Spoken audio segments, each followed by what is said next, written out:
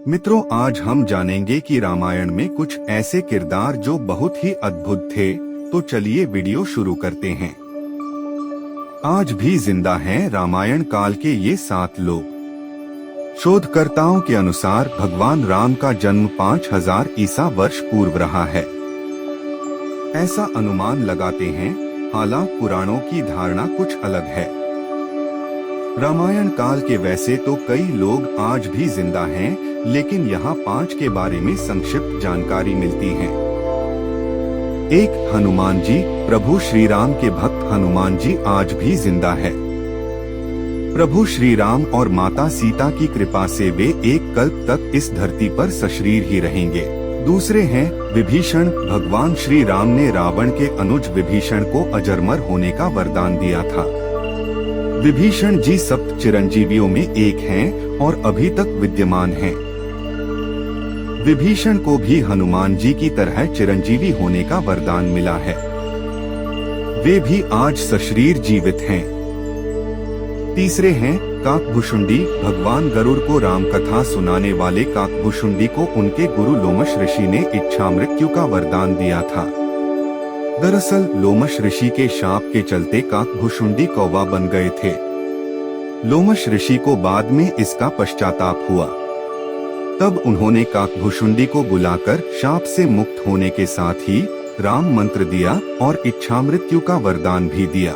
कहते हैं कि कौए का शरीर पाने के बाद ही राम मंत्र मिलने के कारण उस शरीर से उन्हें प्रेम हो गया और वे कौए के रूप में ही रहने लगे। कालांतर में काकभुशुंडी के नाम से पहचाने गए। चौथा पात्र है लोमश ऋषि। लोमश ऋषि परम तपस्वी तथा विद्वान थे। इन्हें पुराणों में अमर माना गया है। हिंदू महाकाव्य महाभारत के अनुसार ये पांडवों के ज्येष्ठ भ्राता युधिष्ठिर के साथ तीर्थ यात्रा पर गए थे और उन्हें सब तीर्थों का वृत्तांत बतलाया था।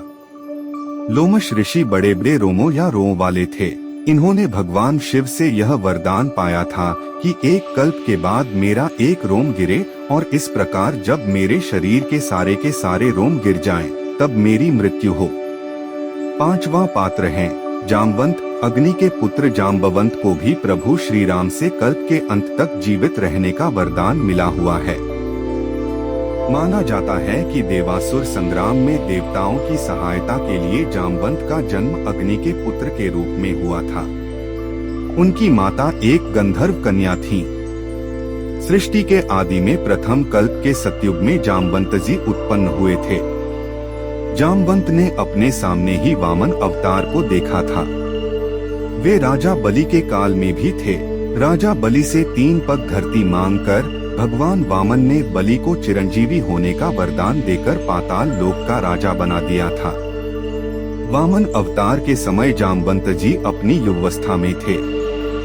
जाम्बवंत को चिरंजीवियों में शामिल किया गया है। 6वें हैं मुचुकुंद। मांधाता के पुत्र मुचुकुंद त्रेतायुग में इक्ष्वाकु वंश के राजा थे। मुचुकुंद की पुत्री का नाम शशिभागा था। एक बार देवताओं के बुलावे पर देवता और दानवों की लड़ाई में मुचुकुंद ने देवताओं का साथ दिया था, जिसके चलते देवता जीत गए थे। तब इंद्र ने उन्हें वर मांगने को कहा। उन्होंने वापस पृथ्वीलोक जाने की इच्छा व्यक्त की। कहते हैं कि तब इंद्र ने उन्हें बताया कि पृथ्वी पर और देवलोक में समय का बहुत अंतर है, जिस कारण अब वह समय नहीं रहा और सब बंधु मर चुके हैं, उनके वंश का कोई नहीं बचा। यह जान मुचुकुंद दुखी हुए और वर मांगा कि उन्हें सुना है। तब इंद्र ने वरदान दिया कि किसी निर्जन स्थान पर सो जाएं और यदि कोई उन्हें उठाएगा तो मुचुकुंद की दृष्टि पड़ते ही वह भस्म हो जाएगा। द्वापर में जब काल्यवन और कृष्ण में द्वंद्व युद्ध का जय हो गया, तब काल्यवन श्री कृष्ण की ओर दौड़ा। श्री कृष्ण तुरंत ही दूसरी ओर मुंह करके रणभूमि से भाग चले और काल्यवन उन्हें पकड़े के लिए उनके पीछे पीछे दौड़े लगा। श्री कृष्ण लीला करते हुए भाग रहे थे। काल्यवन पग पग पर यही समझता था कि अब पकड़ा तब पकड़ा। इस प्रकार भगवान बहुत दूर एक पहाड़ की गुफा में घुस गए। उनके पीछे काल्यवन भी घुसा। वहां उसने एक दूसरे ही मनुष्य को सोते हुए देखा। उसे देखकर काल्यवन ने सोचा, मुझसे बचने के लिए श्री कृष्ण इस तरह भेष बदलकर छुप गए हैं।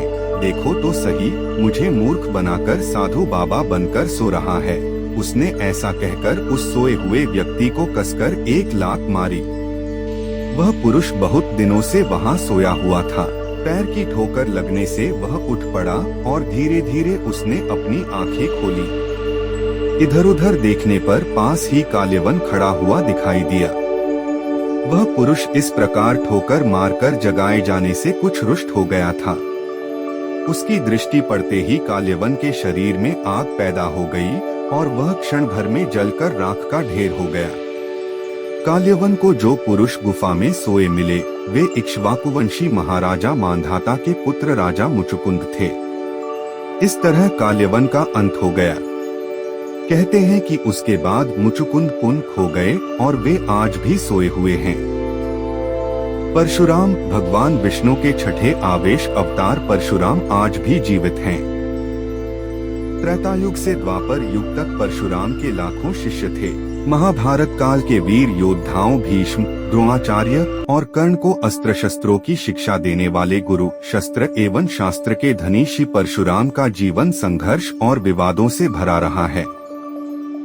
सतयुग में जब एक बार गणेश जी ने परशुराम को शिव दर्शन से रोक लिया तो रुष्ट परशुराम ने उन पर परशु प्रहार कर दिया, जिससे गणेश का एक दांत नष्ट हो गया और वे एक दंत कहलाए।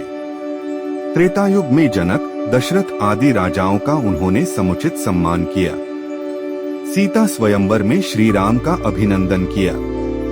द्वापर में उन्होंने कौरवसभा में कृष्ण का समर्थन किया और इससे पहले उन्होंने श्री कृष्ण को सुदर्शन चक्र उपलब्ध करवाया था। द्वापर में उन्होंने ही असत्य वाचन करने के दंड स्वरूप कर्ण को सारी विद्या विस्मृत हो जाने का श्राप दिया था। उन्होंने भीष्म, द्रोण व कर्ण को शस्त्र विद्या प्रदान की थी। इस तरह परशुराम के अनेक किस्से हैं। कठिन तप से प्रसन्न हो भगवान विष्णु ने उन्हें कल्प के अंत तक तपस्यारत भूलोक पर रहने का वर दिया। भगवान परशुराम किसी समाज विशेष के आदर्श नहीं हैं। वे संपूर्ण हिंदू समाज के हैं और वे चिरंजीवी हैं। उन्हें राम के काल में भी देखा गया और कृष्ण के काल में भी। उन्होंने ही भगवान श्री कृष्ण को सुदर्शन चक्र उपलब्ध कराया था। कहते हैं कि वे कलिकाल के अंत में उपस्थित होंगे। ऐसा माना जाता है कि वे कल्प के अंत तक धरती पर ही तपस्यारत रहेंगे। पौराणिक कथा में वर्णित है कि महेंद्रगिरी पर्वत भगवान परशुराम की तप की जगह थी और अंतत वह उसी पर्वत पर कल्पांत तक के लिए तपस्यारत होने के लिए चले गए थे। तो ये थे रामायण के 7 अमर महारथी।